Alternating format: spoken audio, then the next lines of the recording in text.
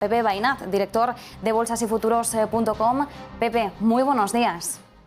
Hola, muy buenos días, feliz año a todos y empezamos el 2022. Desde luego, arrancamos el año. Pepe, feliz año nuevo para ti también. Te deseamos desde el equipo de Negocios Televisión lo mejor para este año 2022.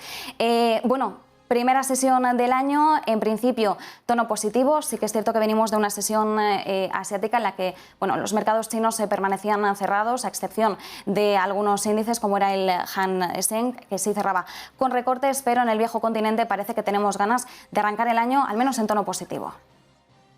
Bueno, lo importante quizás es cómo acabamos el año, ¿no? Que lo acabamos con una fortaleza impresionante. La verdad es que las últimas 2 semanas del año fueron muy fuertes y veníamos además precedidos de una caída bastante importante que empezó a dañar algunos gráficos de forma importante, sobre todo el del IBEX, ¿no? Lo que pasa es que esta última subida lo que está demostrando todos los índices es que el fondo de la bolsa es alcista y tiene sus recortes, como es normal, pero al final siempre hay algún movimiento en contra, o sea, a favor del mercado, que hace que vuelva al buen aspecto de los índices. En el caso español era curioso, ¿no? Porque llegamos a perder incluso el fuerte soporte de los 8.250, que, la verdad es que anunciaba cosas poco buenas.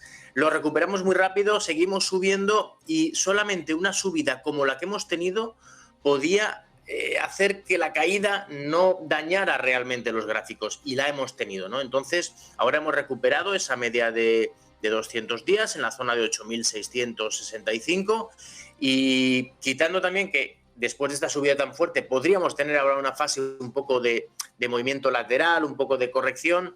Yo creo que se están sentando las bases para continuar subiendo, para tener de nuevo, sobre todo un inicio de año mínimo hasta mayo, junio, bueno, en la que las bolsas lo hagan bien. Y lo más importante para mí es que, estamos haciendo oídos sordos a los datos de la pandemia, ¿no? Porque están siendo realmente malos y las bolsas parece que no va con ello, ¿no? Y eso es importante porque quizás lo que están descontando es que la pandemia está llegando a su fin, porque por mucho que haya más contagios, pues los hospitales están menos llenos, pues hay menos gente en la UCI, muere menos gente y parece ser que eso está descontando la bolsa, ¿no? Porque recordemos que la bolsa siempre descuenta expectativas, siempre va por delante de las noticias, y estas últimas 2 semanas del año a mí la verdad es que me han dejado muy buen sabor de boca. Algunas de las referencias que apuntabas, Pepe, por un lado, cómo el fondo de la bolsa es alcista, es una de las primeras frases que nos dejabas respecto a esta descorrelación o desconexión que estamos viendo de cómo se están comportando las bolsas respecto a los datos que vamos conociendo de la pandemia. Sí que es cierto que aunque, hemos asistido a un aumento de los casos en este último mes de diciembre, también propiciado porque nos hemos hecho más test de cara a las fiestas, pues para estar más tranquilos, para podernos reunir tranquilos con nuestros más allegados. Sí que es cierto que estamos viendo cómo quizás el impacto ya no es tan negativo como hace un año. Sí, ha habido más casos, pero ha habido menos hospitalizaciones, menos muertes. Nos estamos acercando más a ese final endémico que ya comienzan a proyectar los expertos sanitarios. Como decías, la bolsa al final descuenta escenarios futuros, así que quizás los mercados ya han empezado a descontar más que el COVID va a estar con nosotros, pero de otra forma, pues como lo pueda estar la gripe, que no va a suponer ya mayores sustos, pero es llamativa aún así la desconexión que ya hemos empezado a ver entre los nuevos casos que surgen, récord, cifras récord que hemos estado viendo también en Estados Unidos, y de hecho están aumentando ahí las hospitalizaciones, y luego el comportamiento real que están teniendo las bolsas, sobre todo teniendo en cuenta que todavía hay muchos sectores, y por ejemplo si hacemos mención al IBEX 35 que tiene tanta exposición al turismo, esos valores siguen afectados y lo van a seguir al menos en un corto o medio plazo. Sí, a ver, esto es así. Lo que ocurre es que es lo que decimos. Al final, las que mandan son las bolsas. Y las bolsas nos dicen lo que tenemos que hacer. No somos nosotros los que decimos que tiene que hacer. Y al final, lo importante cuando hay noticias o datos o cosas en la economía real que afectan a las bolsas, no es la noticia en sí, sino es cómo la bolsa se lo toma. Entonces, las bolsas se toman las cosas de diferente manera. Y es verdad que cuando ve una noticia siempre suele reaccionar y sobrereaccionar la bolsa, pero luego con un poco de tiempo se sitúa ya y nos da un poco la idea de lo importante o poco importante que son las noticias. En este caso, el tema de la pandemia ha sido algo muy importante. Evidentemente, ha cambiado todo, ha cambiado las bolsas, ha afectado totalmente. Las primeras caídas fueron espectaculares, pero luego al final se dieron cuenta que una pandemia es algo temporal, pero que la economía va a seguir, que las empresas buenas van a seguir siendo buenas o mejor todavía, y eso propició que bolsas más adelantadas a la nuestra, como la de Estados Unidos, haya tenido unas subidas espectaculares después de la pandemia. ¿Nosotros qué pasa? Pues sí, es verdad que en el IBEX tenemos algunos sectores que están más afectados, sobre todo el turístico, pero bueno, esta semana pasada ya se vio también tomas de posiciones, hace 2 semanas más o menos, tomas de posiciones importantes en las turísticas españolas. A mí me da la impresión de que algo está cambiando. O sea, estas últimas 2 semanas a mí me han hecho recapacitar, porque al final el mercado lo que te tiene que hacer es eso, ¿no? Las señales que te da, cogerlas y decir, ostras, me está dando una señal al mercado de que algo está cambiando. Y esta, para mí, es una señal importante lo que está pasando en estas últimas 2 semanas. Ahora, que esta semana subamos y luego tengamos un poco de consolidación, o que consolidemos ya, o que empezamos cayendo un poquito para luego volver a retomar las subidas, eso un poco quizás es lo de menos. Es decir, que el comportamiento de esta semana puede ser o lateral, o un poquito bajista, o subir un poquito más. Da igual. El caso está que nos estamos instaurando de nuevo en un mercado alcista, ya no solo de largo plazo, sino en el IBEX también de medio y corto plazo, y hay que aprovechar los recortes para comprar, y posiblemente tengamos, como parece ser, pues unos meses muy buenos. Sabemos que los meses buenos en teoría, o mejores históricamente, son desde noviembre hasta mayo. Bueno, pues como noviembre fue muy malo y diciembre empezó mal y luego más o menos bien, lo normal es que de aquí a mayo pues tengamos meses bastante buenos, ¿eh? Tiene toda la pinta.